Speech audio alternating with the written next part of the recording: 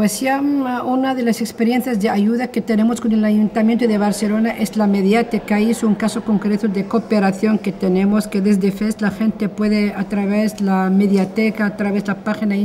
web, saber todo lo que está pasando en Barcelona en concreto, lo que pasa a nivel de la sociedad civil, del Ayuntamiento, de la gestión, de la democracia local.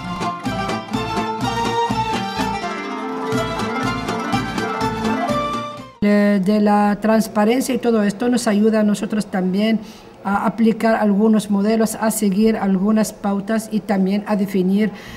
propias estrategias relativas al desarrollo de nuestra ciudad, siempre partiendo de la experiencia que se hace en el norte, aquí el caso de Barcelona, con quien tenemos convenio de cooperación y de colaboración. Tenemos lo de la Mediateca, estamos también para desarrollar otros proyectos relativos a la